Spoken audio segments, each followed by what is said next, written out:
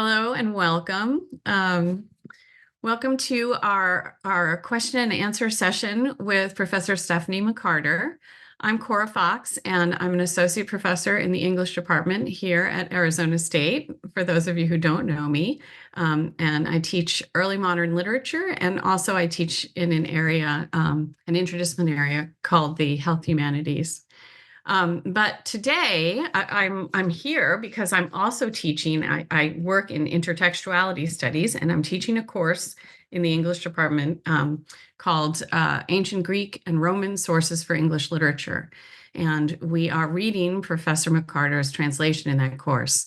And so that's why we're here.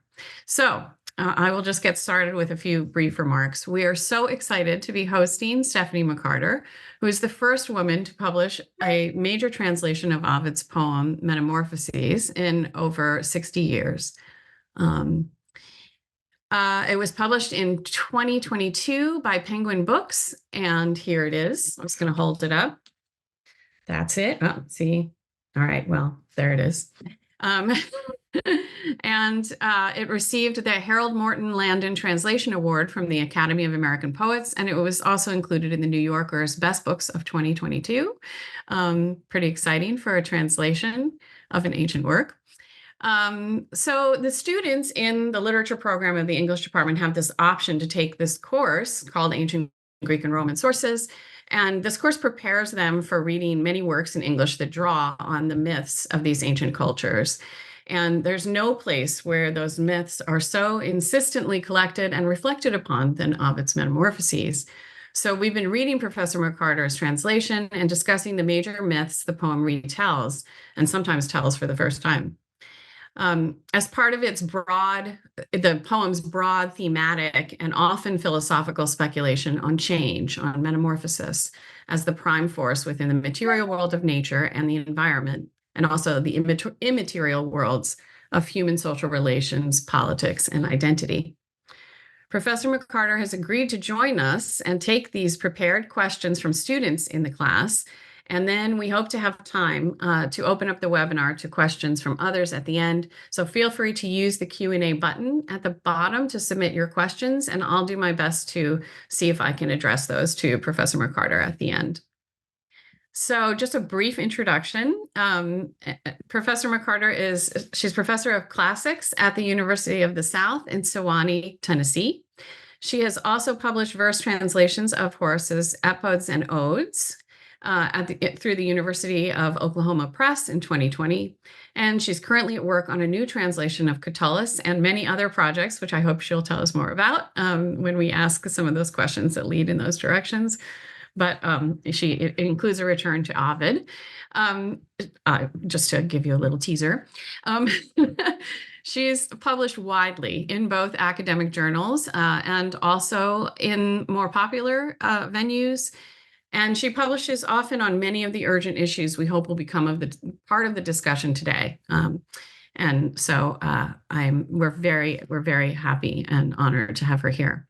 I thought I would read one of the many reviews of her work that has come out, because this one was published in the New Yorker, and I think it covers many of the things that are pretty important about this translation. And I hope that we'll be able to talk about some of the things that it raises.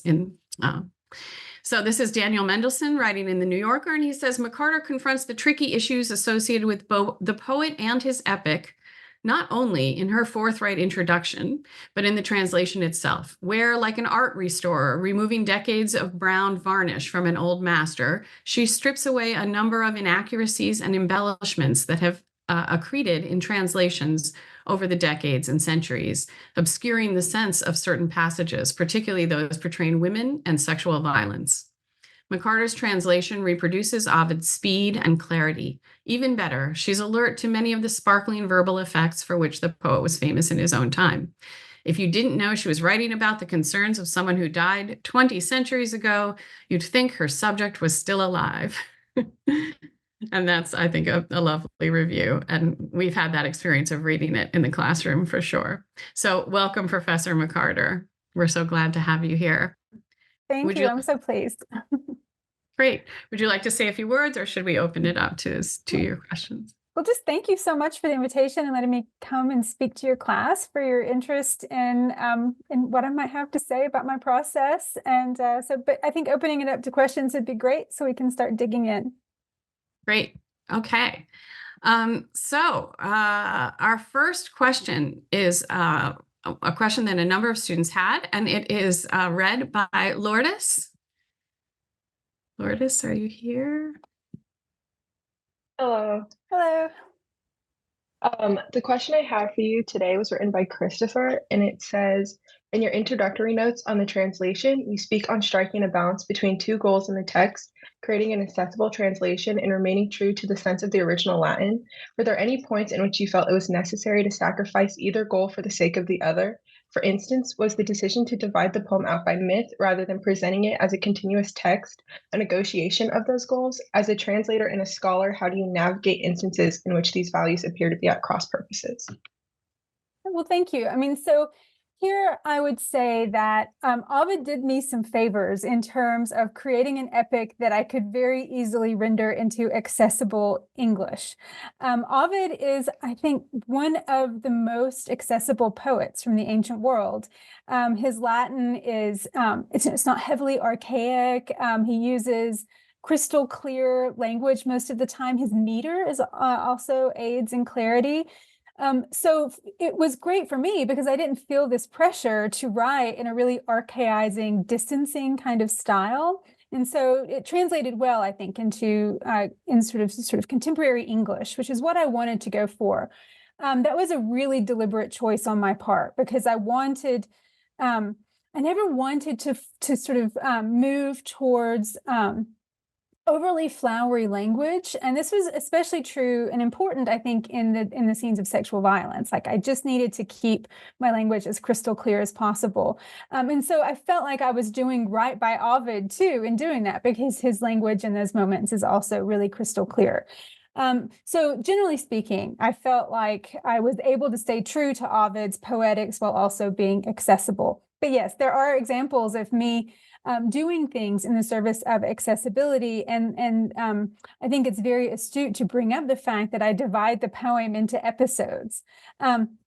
Most modern translators have done that, and they give these episodes titles. They're not in the Latin at all. When you look at the Latin text, it is one continuous column, right? And so Ovid isn't dividing this up using different titles, but it is helpful, I think, for orienting the reader.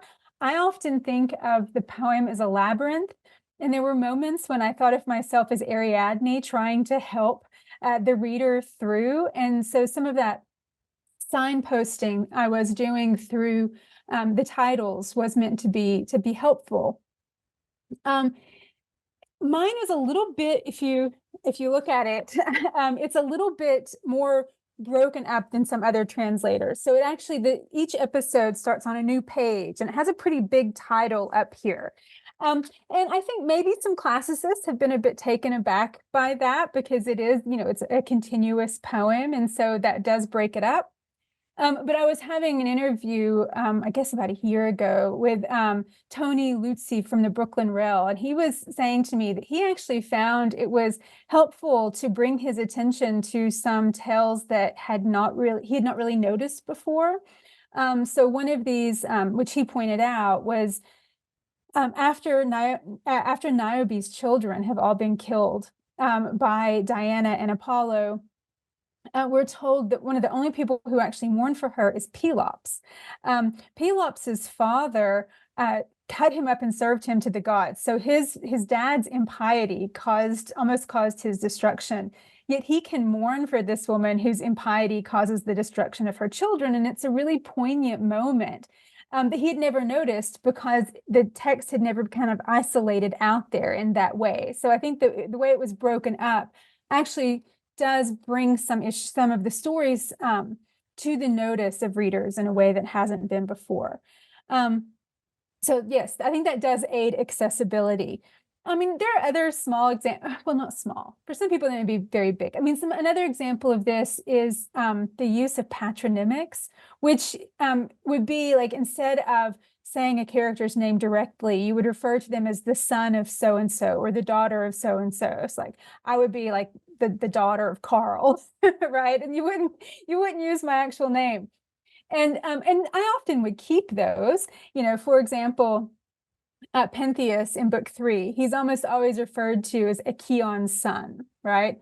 But then you get some that are just a little bit wild. So Perseus in book 5 is given like a whole series of patronymics, and they change each time. So he's called the scion of Agenor. I wrote these down just so I can have them all in front of me.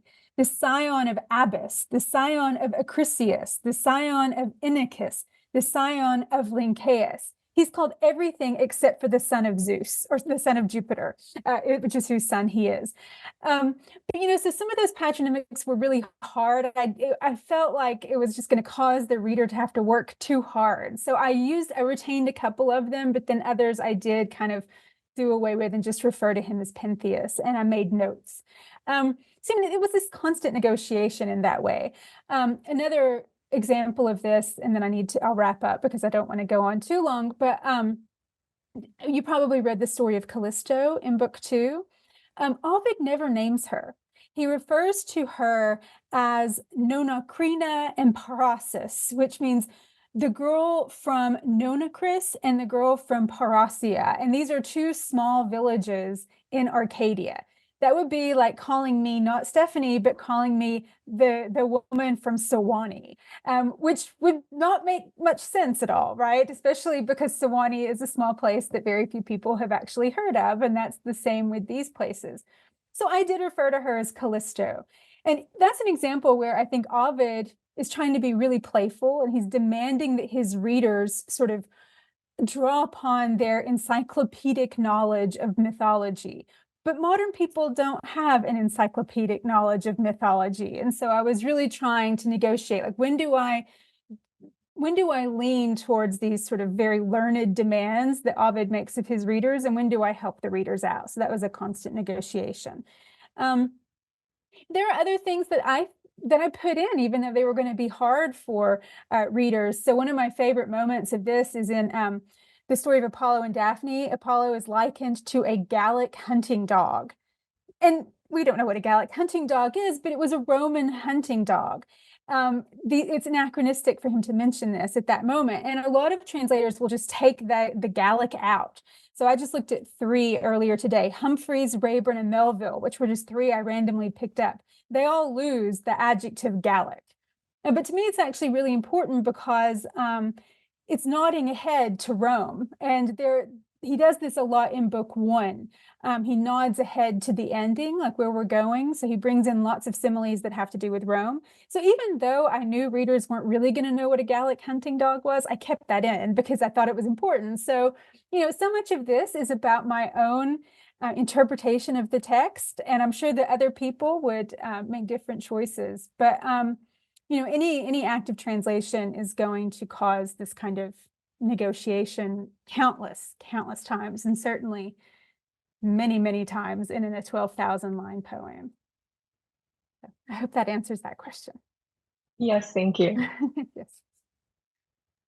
Okay, thank you. Yeah, I think it's so interesting, the question of also like what exactly is clarity, right? Yeah. Like, the notion of that is interesting in itself. Yeah, I mean, there's I could talk about so many stylistic things too. I mean, things that you can replicate for Ovid, and then there are things that you can't, right? So you're always negotiating with what works and what doesn't work. I mean, his puns.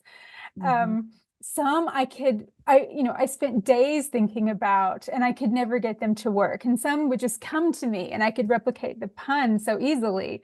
Can I give examples? Is that okay if I give like one example? Yeah. So 2 examples. After the Maenads in book 11 are transformed into trees, and Ovid says that their stretching arms looked like branches. And he says, and you would not be wrong to think so. And he's punning because the word to think, puto, also means to prune. Like you think of amputate and computer, both come from this term. I just couldn't do it. I could never do it. And then there's another wordplay in book, I guess, 14, where he's talking about the Cercopes are transformed into apes. He doesn't tell us what they transform into, but he gives a pun on the word ape throughout. He says they're both like and unlike human beings. And the word he uses is similis, which is punning on the word simia, which means ape. So I could easily translate that as they aped humans, yet they did not ape humans, because we use this idea of aping is like to imitate, right? So, again, it was constantly deciding what I could do and what I could get away with and what I couldn't. Yeah. Thank you so much. That's really interesting. Okay, let's move to our next question. Lillian has the next one, I believe. Yes. And yeah. Hello. So for my question, I was wondering what was the most challenging myth for you to translate within Metamorphoses, and why did you find it so challenging? Excellent. I'm going to probably do what is inevitable here and tell you why different stories were challenging to translate for different reasons. Because there wasn't a single one that was the most difficult, but there were lots of ones that were challenging in different ways. So the myth of Phaeton, I don't know if you have read that one, but it spreads over 2 books. It's super long and it contains many catalogs of mountains and rivers. I mean, that one was so difficult just because I had to write these massive catalogs of mountain names in iambic pentameter without straying too far from what Ovid did. So, that one was kind of technically difficult. The myth of Actaeon, there is about, 50 dog names. They're all in Greek, and I didn't want to just give them in Greek, so I tried to translate them. I mean, they're Latin versions of Greek names, and then I tried to put them into English, staying true to what the words mean, but also making them sound like cute dog names, right? So, I mean, that was difficult. I mean, I came up with things like Storm, Chaser, Ranger, Meadow, Tiger, Ash. These are all things that I was hoping would work. So, I mean, those were technical challenges, right? Probably the scene or the episode that I still have the most nightmares about is this long prophecy in book 9 by the goddess Themis, which just, it's very riddling. The language of it's very difficult. It's very obscure. It deals in obscure myth. I struggled so hard with that, just thinking, how can I even begin to get this into English that sounds halfway, halfway convincing as an English poem. I'll never go back and read that one because that one was just so difficult. But then there were the emotionally difficult ones, right? And that's a different kind of difficulty. So the story of Niobe was incredibly difficult. This is a woman who angers the god Latona, and so Latona sends Diana and Apollo, her children, to murder all of Niobe's children. That was horrendous. And also, having to translate that in a way that has emotional resonance in English. So you actually know as a translator that you're trying to create a sense of pathos here in a scene like that. And that was very difficult. And, similar to that would be the story of Philomela, who is raped by Tereus and he cuts out her tongue. I mean, this is awful, horrendously violent material. And I think what I did in those moments to handle that emotional difficulty was, again, I leaned into the technical aspects. It became an intellectual exercise. It just sort of had to. In the story of Philomela, you have all of these echoes. Like there are 3 scenes that all echo each other. There's the initial rape, there's the excision of the tongue, and then there's the murder of Itys, who's the little boy. These are all horrible, but they have these repetitions. So, I leaned into just trying to deal with that, right? With getting those repetitions in there, getting the words right. So yeah, those were the most emotionally wrenching ones, I would say. Then there were also ones that were rhetorically very difficult. So in book 14, you have Ajax and Ulysses have this long, like hundreds of lines long debate about who will get to keep or who will get to win the armor of Achilles. And Ulysses has so much wordplay. It's just so over the top rhetorically. And so trying to match that was challenging and fun. The ones that weren't that difficult would be surprising. I mean, in terms of technical difficulties. the scenes of, in terms of the language of sexual violence, I thought I was going to have a really hard time with that, but that actually proved to be quite easy because I had set clear rules for myself beforehand. So I had, I'd given myself enough guidance when it came to things like sexual violence and gender and the body, all of these really big themes that I wanted to be very responsible with. I knew beforehand, I kind of set clear parameters for myself so that when I was actually in the midst of translating those, they were actually pretty straightforward to translate. So yeah, sorry to give you a very convoluted answer or a roundabout answer to a question, because they're difficult for so many different reasons. Thank you so much. I appreciate the multiple answers. I think it's more insightful. So thank you. Oh, good. Yes, no worries. Thank you. All right. Thank you, Lillian. Okay. So, yeah, why don't we move into we can look at the other side of this, which was your favorite. This is a question read by Owen Pesavento. Owen? Hi. Hello. So Tiffany, Lee, and myself both had a similar question asking, out of all of Ovid's books that you translated, what tale was your favorite to translate, and what is your favorite overall? And what about it makes it your favorite?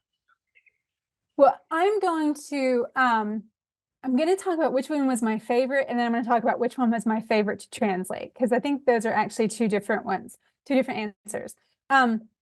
My favorite came as a surprise to me. It was not my favorite story going into the project, nor was it one that I had paid a ton of attention to, and that is the story of Ceyx and Alcyone from book 11. I don't know if you read this, but they're a husband and wife. He's the king of Trachis. They love each other so much. He goes off on a sea voyage and gets caught in a storm at sea, and he dies, and then he washes back up to shore, and she sort of leaps into the sea. She transforms into a halcyon. She goes and wraps her wings around him, and then he transforms into a halcyon. So I like thinking about the fact that she can achieve what Orpheus could not, in that she brings her spouse back to life. And in so many ways, I read this as a kind of anti-Orpheus story, which is one reason I love it so much. Rather than having a one-sided gaze, like you get, say, in the story of Orpheus, when he turns around and looks at Eurydice as they're coming back up from the underworld, they're constantly looking at each other throughout this tale. And I think this is one of my favorite things about it. It's, I think to me, it's like Ovid's manifesto on the gaze, because so many of these stories of violence have one person looking at and objectifying another. But in this story, Alcyone and Ceyx, they're looking at each other always with mutual desire. And as he's sailing away, Ceyx is on the ship and he's waving to her as he looks at her. And she's looking at him from the shore. As he's, as the storm hits the ship, he's about to drown. He wants his last gaze to be towards Trachis. So he's looking towards her. She's standing on the shore and his body washes up and she watches that happen. So they're always looking at each other. It's just such a beautiful story. And I think, is poignant because it shows that Ovid's stories, the violent stories about amour, about love, are only one side of the coin. That he has, I think, stories like Ceyx and Alcyone, or Pyramus and Thisbe, or Baucis and Philemon, or Deucalion and Pyrrha, that are about mutual love, that show the flip side of that coin and invert so many of the violent patterns that you see elsewhere. So I just absolutely fell in love with this story. I love it so much. And plus there are some other really interesting moments. There's a description of the house of sleep in this story as well, which is really cool. Sleep is personified as a god. And so that's part of this story as well. The description of the storm is also really cool because it's all a big metaphor. He treats the storm as though it's an army besieging a city. And so that was really fun to translate. So I just highly recommend that story. I think everyone should get to know it. But the story that I liked translating the most was actually the Pythagoras section in book 15, which is the wildest part of the entire epic. It's the philosopher Pythagoras, who lived many hundreds of years before Ovid. Ovid ushers him into his epic and lets him deliver a speech that's hundreds of lines long. And it is bizarre, like wonderfully bizarre. I love it so much. I mean, he gives the epic a kind of philosophical underpinning. And so he talks about just the universal quality of transformation in the universe. But he universalizes this. He applies it to human life in general. He thinks about the way the human body transforms over time, and how cities transform. I think it's so important, but it's also just weird. Like he's like, we were talking about cats before the webinar started, and Pythagoras reminds me of my cat. If you take a laser pointer and shine it on the ground, they will chase it. And that is how Ovid's Pythagoras reacts to cool stories. Like he just loves stories of marvels, like things that are marvelous. And so he loves describing how like lynx urine turns into into stone when it hits the air. I mean, just wild things. So that was a trip in the best way possible to translate the Pythagoras section. I had so much fun with that. I could have, it made me want to actually translate Lucretius, because Lucretius has a lot, I mean, it's very indebted to Lucretius. So it made me think it would be really fun to translate a long philosophical poem. So those are my two answers to that question. Awesome. Well, I'm excited to read Pythagoras now. So Oh, good. Thank you. Yes. Yeah, we're not quite there yet, but we're getting there. Oh, good. You won't be disappointed.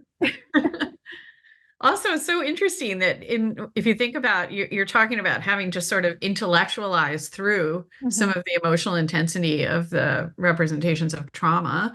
And then on the other side, you're experiencing the kind of heightened emotion of what is supposed to be an intellectual text, right? That's true. Which is so interesting, right? And I think that's very Ovidian. Ovid plays with that. Yeah. Yeah, I think the thing about both of those passages that I just described is the pleasure I took myself in reading and translating them. So I had sort of emotionally prepared myself for the horror, but I found the delight unexpected and wonderful. Yeah, that's great. Thank you so much. And okay, and thank you, Owen. Our next question is going to be read by Hannah Bondi. Hello. Hi, and this question was written by Guadalupe Kilby. This question is, in this poem, the acts of rapes towards women by men and gods seem not as violent as the acts that women and gods do to enact their punishments or show their wrath. Does your translation intentionally address this, and how? Yeah, I mean, I really, this question has made me think a lot, which is great. Women and gods do atrocious things often in this poem. And this is one of my favorite things. Seems like a strange thing to say about Ovid, is that he lets women be really complex moral agents, right? And so they are capable of absolute atrocity in this poem. And so he doesn't, women kind of run the gamut of every possible, everything from very good to very evil, right? And he loves to show how they get there, right? How they develop across that. So you have a lot of really atrocious acts by women here. You have, Medea, of course, who is a famous, she famously murders her children, but she murders a variety of people in this particular epic. Alcmena kills her son Meleager. Hecuba gouges out Polymestor's eyes. I don't know if you've gotten there yet, but it's a very violent moment. Procne and Philomela kill Itys. So women can do very violent things. The gods also, I mean, you have the horrible scene where Apollo flays Marsyas, and it's brute violence. And I think often with the gods, it is just brute violence. And Ovid likes to show how capable they are of just protecting their place at the top of the cosmic hierarchy by just punching down brutally, right? And so they do that a lot. For mortal women, I do think he's interested in the psychological ways that they get there, right? So often they get there through victimization. I mean, Hecuba has lost all of her children, and it turns her into, I mean, she transforms ultimately into a dog, but it dehumanizes her, right? And so she reacts in a dehumanized way towards others, in an inhuman way towards others. The same is true for Arachne and Philomela. Tereus's violence has dehumanized them in a way, and Ovid is interested in exploring these cycles of violence as well. That Philomela and Arachne are wrapped up in a cycle of violence. And I think it's also true, on the other hand, that perhaps it's tempting to read Ovid as treating the rape as less violent. He doesn't get into the details of rape to the same degree as he often does, other acts of violence. I mean, he describes the flaying of Narcissus in just terrible, brutal detail. But I do think he has ways of communicating how violent rape is, like the acts of sexual violence. Sometimes he elides it. So, for example, Jove and Io, right? That happens just with super quickness, and Ovid just says, he pudorem rapuit. He stole her pudor. I translated that as he raped her, chaste no more. But it happens very fast. Jupiter kidnaps Europa, but he doesn't describe the rape itself. However, I don't necessarily think that the fact that he doesn't describe the act of rape actually diminishes what he recognizes is the violence of it. There's something that feels to me ineffable about this violence. It can't really be described. And Philomela, when she describes what Tereus does to her, the Latin words she uses to describe this is concubitus nefandos. Concubitus is like sex that actually can't be described. It can't be spoken about. It's unspeakable. And I think Ovid's text bears that out in so many ways. So what he will do is create stand-ins for the violence. So things he can't describe will become substituted by things he can describe. So, for example, when Philomela is raped, and again, I feel like I should offer everybody a warning that I'm talking about things that are extremely brutal, but he cuts out Philomela's tongue, and he uses words that recall where he tells us that she was raped. So it's like the excision of the tongue kind of stands in for that, right? So I think that is a nod towards his recognition that this is an exceedingly violent act. Another example of this is when in book 5, Persephone is kidnapped by Pluto, and he famously doesn't narrate that part, right? He leaves out the actual rape, but he does describe how Pluto takes her to the underworld through the fountain Cyane, and he describes this penetration of the fountain in a way that strongly evokes rape. So we have this sort of brutal description of violence that stands in, right? So I think he's constantly nodding towards the violence of rape. And that just, it treats rape as something that's hard. It's hard to describe. It's an ineffable thing to go back to that word. And so I see him doing this again and again, or he'll fall back onto metaphors that are violent. For example, Hermaphroditus, when he is raped by Salmachus, he uses like a series of metaphors of like a snake grabbing an eagle or an octopus grabbing its prey. So again, to kind of communicate the fact that this is violent.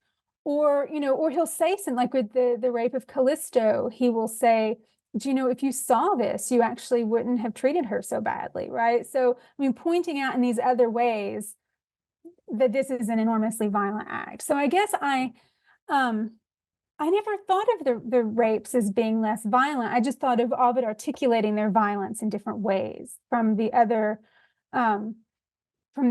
scenes where you see more direct physical suffering and violence. And then, of course, through exploring the psychological despair of the victims of sexual violence, he certainly, I think, owns up to the fact that he's describing acts that are violent and also transformative, right?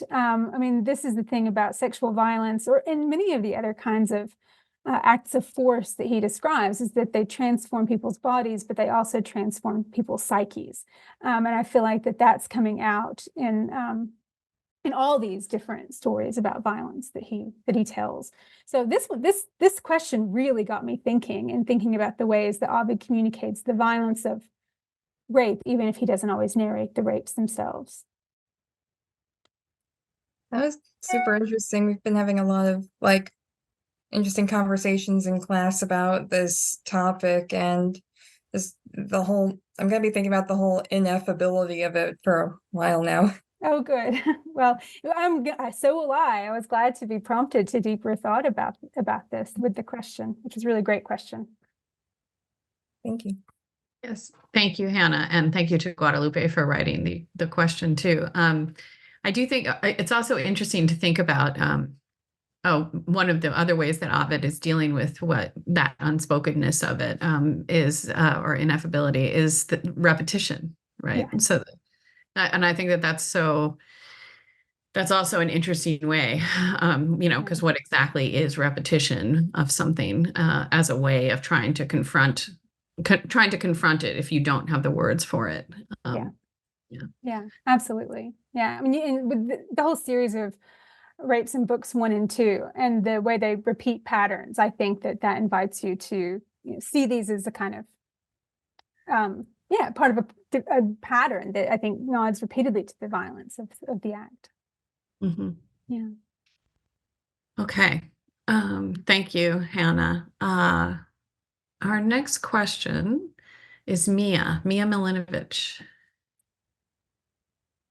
Yeah, thank you so much for being here. My question also relates to Jove and Europa. We discussed it extensively in our class and focused a lot on the absence of the physical assault and how the last lines may suggest eroticism. As the first female translator of this text in over 60 years, how did you handle myths that could potentially glamorize assault? And similarly, how did you work to maintain Ovid's intent while adapting this text to a post-Me Too world? Thank you. Yeah, I'm glad to go back to the story of Europa. I mean, that's such an interesting story because, Ovid just describes how, the way he describes it is quite humorous, right? I mean, Jupiter, he's disguised as a bull. He's sort of frolicking through the grass. He talks about his, the physical, the physicality of the bull in ways that are it's kind of funny. And then at the very end, suddenly Europa is on his back and he's taking her out to the sea. And what we're left with is her garments, right? As her garments sort of blow back behind her. So I just wanted to read these lines because it is an interesting moment. And then that's the end of the book too. So she's carried off afraid and gazing back at the abandoned shore. Her right hand grips his horn, her left his back. Her flitting garments billow in the breeze. And what's so interesting to me about this scene is that he's clearly drawing on artistic depictions of this scene. Like you have in a lot of Greek vases exactly this being shown. Of Europa, where she'll have one hand on his horn and the other she's got sort of this kind of veil that's blowing behind her. So there's something that in those final moments puts us in the role of a voyeuristic looker, right? And then we're suddenly left there, kind of suspended in that moment. And part of that suspense to me is Ovid handing over the interpretive responsibility to the reader, right? I mean, he's given us this pattern so many times.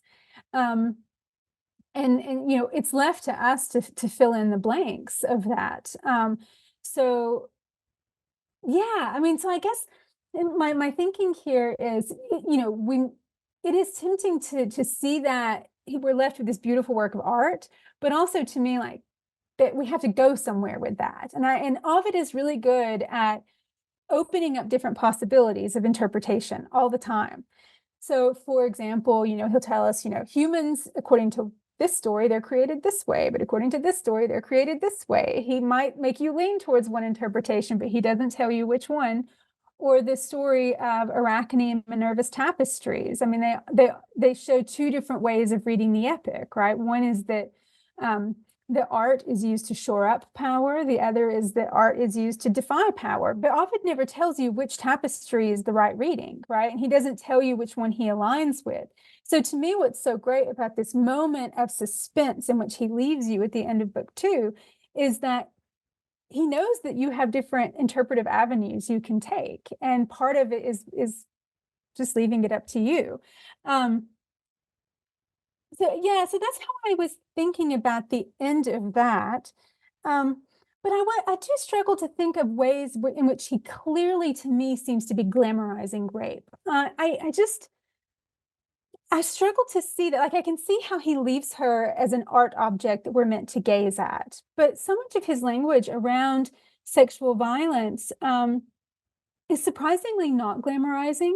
It's almost legal sometimes. Like, his words are, for rape, his primary word is vis, V-I-S, which means force, which is actually like somebody could be charged with force. It's like, it's legal courtroom kind of language.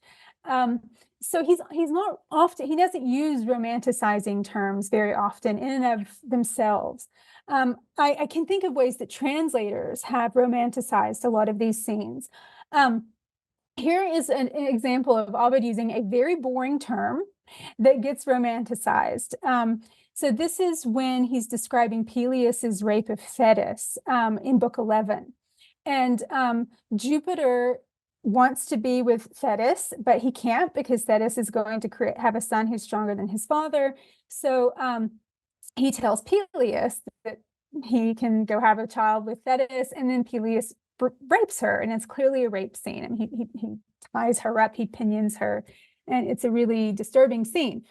In David Raeburn's version of the text, he translates this line as, he ordered his grandson Peleus to woo her in place of himself and take the maid of the sea to his bosom. So there you do have a lot of like romanticizing language, like we're wooing, we've got somebody taking a maid to his bosom. It all sounds very kind of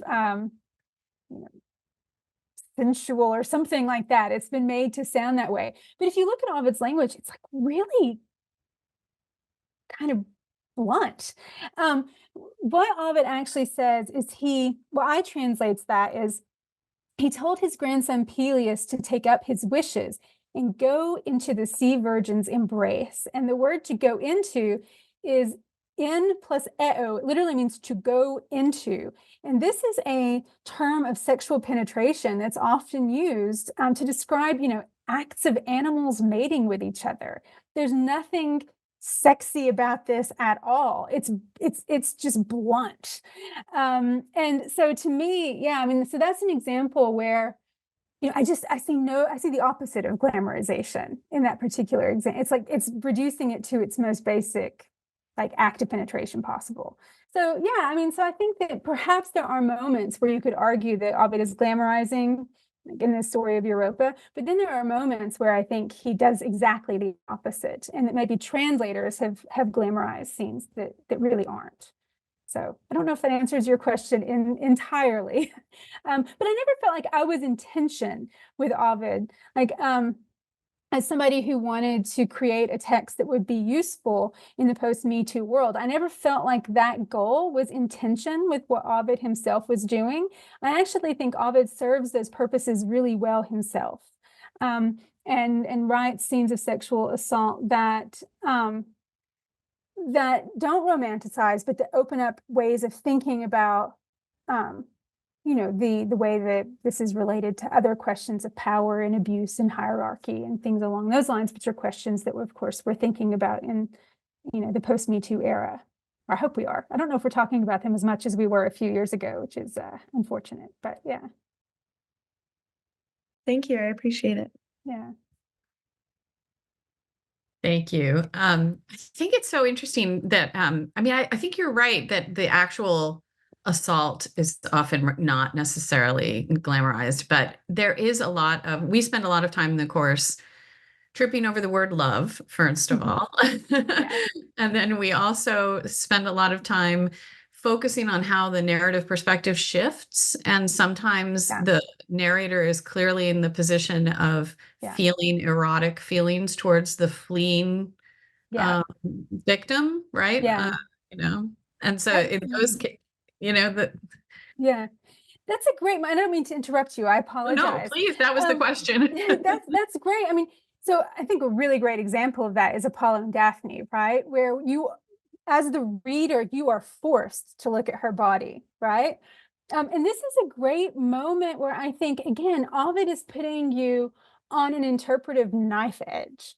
And because yes, you are looking at her body, but at the same time, and he often will tell you, like, the wind was making her, blowing the clothes off her body, and she was nude, and she looked lovelier through flight. And yes, so that is where you are clearly being put in the role of the voyeur.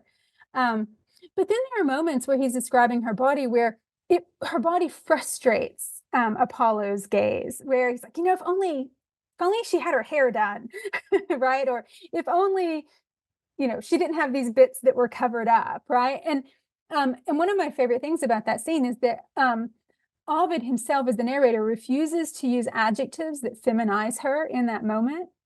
So he doesn't say, like, her beautiful lips, or her, her sensual or her soft whatever arms. Translators will often throw those in, but Ovid himself doesn't. So it's as though Ovid does allow her to have a little bit of that, non-sexualized, non-feminized body that she so wants to have. So yes, I can absolutely see where he's kind of forcing us in, but he's also holding it back from completely objectifying her in the same way that Apollo does. Yeah, thank you. Okay, Amanda, your question is up. Amanda Stuffed. Hi. Hi. I was wondering, while you were translating Ovid, if you uncovered any sort of clear sense of morality that was found within the narrations, and if so, if you found any like specific cues that you thought Ovid was stressing throughout the poem. Great, yeah. I don't want to turn Ovid into a moralist, because I certainly don't think that he is. But I do think, again, he compels you through forcing you into this interpretive role to question things, right? To think about things, to think about power, to think about love, right? You use that as an example. I mean, we have a very romanticized view of love in our modern world. And I think for the Romans and the Greeks before them, they thought of love as a much more ambivalent force in the world. Love is an armed ornery toddler, right? Who is like a soldier for his mother, and she has imperialistic ambitions. And love was the emotion of a tyrant. So I think that Ovid would invite you to think about your own relationship with that particular emotion, right? Do you experience love in a way that is humanizing, that is reciprocal, like Ceyx and Alcyone do? Or do you experience love in a way that is objectifying and violent, like Apollo does, right? So he's compelling you to question your own relationship with things like love. I do think that if we can sense a kind of moral purpose in Ovid, it is thinking about the nature of power. He's living in a time where power is taking on a new shape in the world that he inhabits. I think Ovid his concerns are very Roman. I think he's thinking a lot about like what freedom is, and using things like sexual violence to explore the nature of that. I mean, one of the fundamentally most important aspects of freedom in the Roman world was to have bodily autonomy, right? And so he's thinking about, what does it mean to have bodily autonomy in a world where you have gods who can just exert arbitrary violence against anybody, right? What does it mean to live with freedom in an empire where you have a new kind of emperor figure who can exert arbitrary violence against the citizens? So I think he is thinking a lot about how power exerts itself on the body, and he's using myth as a way to do that. that to me feels less moralizing, but it can have a moral purpose, right? We can use it to think in our own day about the nature of love and the nature of power and the nature of freedom. So we can use this towards sort of, I think, ends that can be empowering and liberating, even if Ovid didn't have that as his goal. He opens up ways of thinking about the big moral questions that were important in his own day and remain equally as important in our day. Or even just thinking about, the relationship of a body to the identity it contains, right? I mean, these are universal questions. They are questions that we've been pondering for a millennia, for more than one millennium, for millennia. And so I think he can have, without reducing him to being a moralist, I think that he can be used in a way that can buttress our own thinking about morals and morality. Yeah. That's great. Thank you so much. Yeah. Thank you, Amanda. So I'm going to ask the next question. It was submitted by Luz Riviera, and that's the writer. And the question is, who are some feminist theorists that have inspired your translation, and why were they inspiring? Well, first, I want to give a shout out to some amazing feminist women classicists to whom I am very much indebted. And I think the first of those needs to be the late Sharon James, who has written so poignantly and beautifully and convincingly and brilliantly about sexual violence in the ancient world and ancient literature. Sharon James was supportive of this translation from the moment I began it. I was never her student, but she gave me encouragement at so many points along the way, and just welcomed this book. So she I have to give her the foremost praise, I think. She's written a lot about rape in New Comedy and in Ovid, and treated it as something that the writers themselves took very seriously and recognized as an illegal act, right? So I think that she opened my eyes to that in Ovid a lot, that he knew he was writing about acts that were violent and illegal. So I need to give her a lot of credit. Madeline Kahn, who wrote a kind of an essay that turned into a book called Why Are We Reading a Handbook on Rape, where she talked about her experiences of teaching Ovid in the classroom, really got me thinking, and also got me thinking about translation's role in this as well. There's been a lot of discussion about reading Ovid in the college classroom in the past few years, in the last decade or so, but very few people have taken into account what translation's role in this actually is. But Madeline Kahn's and I recommend everybody read that essay, because she does a good job showing what her own students experienced in the classroom reading this, and what their responses and their emotional resonances were from reading Ovid.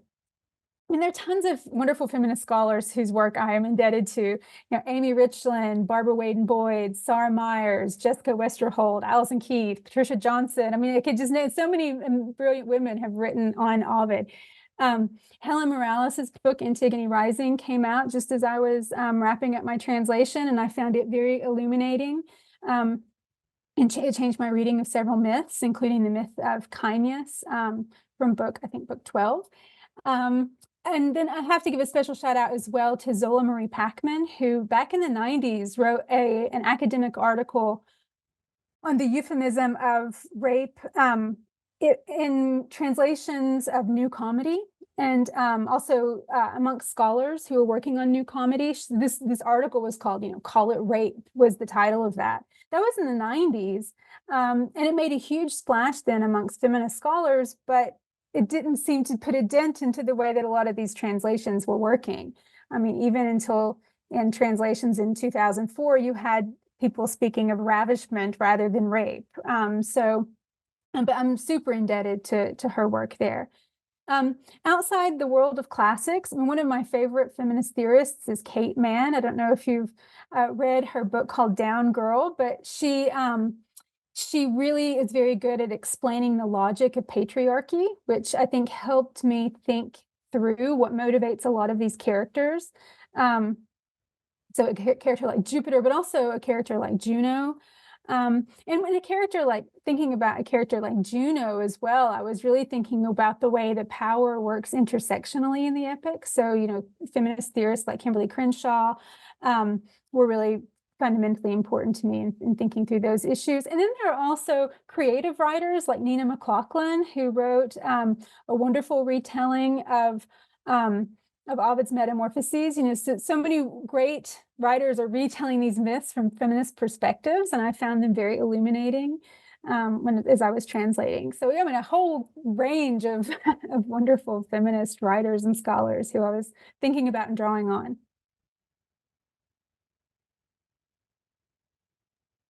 All right, thank you. That actually leads into our next question, which will be presented by Dalia Harani. Dalia. Hello. Hello, it's nice to meet you. Nice to meet you. So my question was, were there any problems that you faced as a woman in the field, especially being the first woman to publish a modern translation of Ovid with a major publishing house? I mean, I'm thinking about this too. This makes me so appreciative of my publisher. She is an amazing, wonderfully supportive publisher and editor. Her name is Elda Roeder, and she's the publisher of Penguin Classics. And she was supportive of me every step of the way.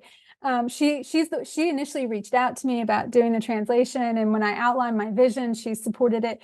So, I mean, as I think through that question, it just reminds me of how incredibly lucky I've been to have her support in this. So, so because she was so supportive, I would say the process of working on this translation for Penguin was nothing but delightful.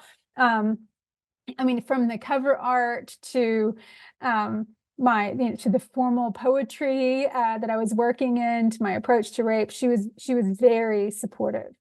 I think, inevitably there's going to be pushback. That was never from, the publishing end of things. That's on the, receiving end, right? So I think inevitably some people are going to treat feminist translation as gimmicky, even though I feel like feminist translation gives us tools for being more accurate. But people are going to treat it as a gimmick and therefore dismiss it. I've had, just comments online, people saying using the word rape implies a judgment that Ovid himself doesn't use. I thought, well, no, he's using basically the Latin equivalent of that word in English. Should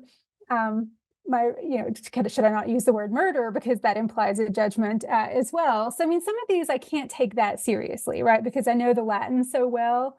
They're going to, and then people who will take issue with the fact that I use the word rape in the titles of the stories that I include. I've had some pushback about that. I think, when you compare that to some titles who don't use it at all, I would rather err on the side of overusing the word than not using the word at all. I think that there's a risk too when we have a woman who produces a translation that she, in which she, and I've been so upfront about the fact that I'm trying to deal with the sexual politics of the text, that there's a risk that we reduce it to the translation to only being concerned with that aspect of the text, whereas the vast majority of my days, I was thinking about poetics, and I was thinking about meter, and I was thinking about reproducing Ovid's, verbal effects and puns and beauty. And so I think that, anytime a woman publishes a text that has a very clear feminist that is informed by feminism, that it will be reduced to that, right? And I think that this has happened some with Emily Wilson too in her translations. People have reduced those to translations by a woman, which, and at the end of the day, they're translations by a really talented poet, right? So, but for the most part, I think my own experiences have been positive. Oh, thank you. I'm really glad to hear that. For the most part, Okay. That it's positive. Oh, good. Thank you, Dalia. Okay. So that ends the questions that the students brought to the table ahead of time. But we have a question from somebody here, and please feel free to enter questions in the Q&A. We have about 15 minutes left. I know we might be, Professor McCarter might be starting to feel a little tired. I don't know. How are you doing? I'm okay. I'm fine. Okay. But I will ask the question that is in the Q&A, and we have two actually, and I hope we can answer those too. And then also feel free, any of the students who are here, you could also enter your questions into either the Q&A or I guess maybe unmute yourself or somehow ask it. I don't know how that would work, Bruce. But so the question, it looks like a couple of other questions are coming into the Q&A. The first question is, I appreciate how your scholarship considers the connections between past representations or experiences of trauma and present ones. Of course, Ovid and his contemporaries did not conceptualize trauma in the same way that we do today. Do you have any advice on how best to navigate historical differences when it comes to conceptions of emotional experience, while acknowledging the way that these myths resonate with our experiences today? That's a great question. I mean, yes, Ovid doesn't necessarily have the same sense of trauma that we have, but I think on the flip side, sometimes he uses descriptions that seem all too resonant for a modern reader. So I just happened to have this scene written down, and this is when Cyane is when the penetration of her pond, and then Pluto drives down through it to the underworld. I think Ovid actually describes trauma in really a way that seems understandable to us. So he says, so Pluto goaded on his awful steeds and hurled his royal scepter with his mighty arm, thrusting it deep into the fountain's pools. The struck earth formed a path to Tartarus and took the headlong chariot through this rift. But Cyane laments for the raped goddess and for her spring's scorned rights. Her silenced mind now bears a wound that's inconsolable. And so Ovid here is talking about a mental wound, and trauma, of course, in Greek means wound, usually means a physical wound, but here Ovid is applying it to one's psychological state. And so that to me actually is quite a view of trauma that really is prescient to how we think of that today. So, I mean, again, I don't feel like I was having to create an anachronism by thinking of these things as traumatic. I mean, Ovid is exploring the psychological suffering of victims, and he may not use the word traumatic, but I think he describes it in such a way that we would today recognize as being quite traumatic. So I hope that answers the question, but I do think Ovid had a pretty prescient view of trauma. Yeah, absolutely.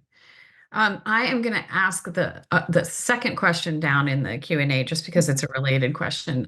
This is from one of the students in the class, Isabella Hutchinson, who asks, given your background in classics overall, did knowledge of contemporary literature prior to Ovid or other historical events influence your translation? So I think she's thinking about, we've read some theories of intertextuality in the class, and how does that kind of impinge on your job as a translator? I mean, I certainly think, so I wasn't really thinking about sort of theories of intertextuality or things like that. I think the most of what influenced my translation was, well, I could talk about this in a couple ways. So, having read and taught, say, Homer or Virgil so many times, and seeing how Ovid is playing with those epics, that certainly constantly influenced how I translated or how I read. But then, just to kind of flip the question around a bit, most of my day was spent thinking about poetics. And I did this as a full-time job. I woke up, I worked on this from 9 to 5 every day for a year, plus more years beyond that. So most of what influenced me, honestly, was like reading English poetry and thinking about what I wanted to do. So I was reading a lot of modern poetry because I really wanted this to have a very modern feel. So I was reading, a lot of things like, Philip Larkin, for example. So those were my influences, I would say. So just knowing the context of ancient poetry, but then also wanting to see how, what makes an effective English poem, and drawing on that. So. Thank you. Okay. This is a question from Michael McVeigh, a graduate student and doctoral student in the department. You mentioned a wonderful student. You mentioned altering Ovid's original text to simplify patronymics and the omission of Callisto's name in this translation for the sake of contemporary audiences. Why not just use footnotes or endnotes as many translations employ instead? So most of those were poetic reasons. So I just, there is this, so Callisto, just to go back to that as an example, there's this very intense moment when Callisto blushes, and it's super powerful, and blushes are signifiers of sexual violence. Throughout the epic, we see this again and again.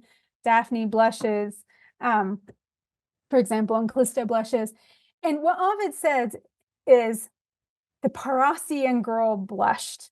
I don't think that has as much poetic power as saying Callisto blushed. So most of the time when I did that, it was for poetic ends, rather than me saying, oh, I just don't want to call, I just want to not do what Ovid does here. It just didn't have the emotional punch to do it that way. So that's usually what it came down to. Yeah. Yeah, so the focus on how it will read as poetry. Yeah, exactly. Which has been one of the great pleasures of teaching this translation, is how beautiful it is, and how much the poetry is effective for modern readers. So thank you.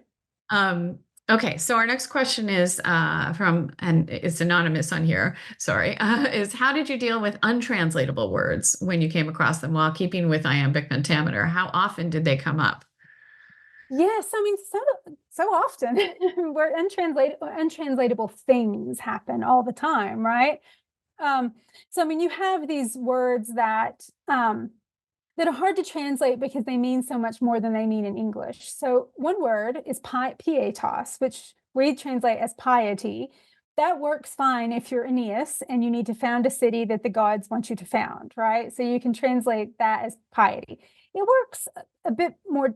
That to translate it that way is a bit more challenging if you're talking about a woman's familial obligations, right? We don't really think of that as piety. So I actually, that's a word I did not try to keep consistent across the translation. Sometimes that worked best as duty, sometimes loyalty. For example, Mira wrestles with piety, with, loyalty, duty towards her father, who she happens to be in love with. So Ovid plays with this idea in very complex and gut-wrenching ways. I mean, most of the things that were there's another word, nephos, right? Which means like it's something so bad you can't speak of it. This is how Philomela describes what Tereus has done to her as concubitus nefandos. This is sex that cannot be described because it's too horrible. And so there's no two-word way you can translate that into English. So I said, this sex too horrible to speak of, or something along those lines. Then there are other untranslatable things stylistically and that's different. So for example, one feature of Ovidian style, which is so great in Latin that you can't do in English, is what Dryden termed a golden or a silver line, which is where you have the verb in the middle and then noun and adjectives kind of patterned around that in really interesting ways. So one way I got around that was to use patterned alliteration where I could. And this wasn't always possible exactly where Ovid has gold and silver lines. So I just sort of started peppering the translation with these kinds of patterned alliterations. So for example, I have this line, sit on his back and use a scarlet bridle, where I have SB alliteration. Or I'll say something like, Narcissus cries out, possessing all I long for leaves me poor, where you have PLLP alliteration. So just trying to give some kind of sense of some of these things like chiasm or interlocking word order that don't really work in English by substituting them out for other rhetorical devices. So that was one thing I did quite a lot. Yeah. All right.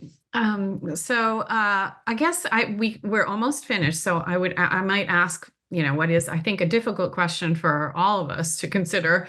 But it would be wonderful to just hear, your thoughts about the role of these kinds of texts, the dusty old masters, as Daniel Henson called them, right? That we are renewing. I guess you've spent so much of your career thinking through the role of these texts in both educational contexts and in the world, right? As poems that do cultural work in the present. And I would love to just hear maybe a final statement about what you think is the role of this kind of text right now. Yeah, I think there's so many ways you can answer this question. I mean, you can say, we should continue to read these because they're so influential, and they were, and they're so beautiful, and they're influential, and they have guided, for better and for worse, the way we have defined ourselves for a long time. For me personally, I like to read these texts because they give me a sense of continuity and difference, both of those things. So difference because the Romans are so different from us. The way that they constructed ideas about what people are, what they should do, or how they should behave in the world are so incredibly different from the ways we tend to think of these now. And so I think it helps readers see that there's nothing inevitable about the way we do things, right? That we can do things differently, that we haven't always done things in the same way. So it kind of opens us up and helps us have a little bit of distance to talk about things, right? On the other hand, I mean, part of what's really powerful about reading Ovid too is not just that things are so vastly different in this world, but you can see that some of the big questions are the same, right? So questions about, power and art have resonance because we continue to talk about them. So we can be part of a conversation that's been going on for a very long time, where sometimes we are in agreement and sometimes we're in disagreement. And to me, those are the best kinds of conversations to have. They're super fruitful. And because of the complexity of the conversation we can keep having with Ovid, I think that's why he bears such fruit in the present. I think that's why people have gone to Ovid to think, and they will continue to go back to Ovid to think and go back to these stories, retell them for new times and places, and retranslate these stories for new times and places. So I really don't think Ovid is going to be going anywhere anytime soon.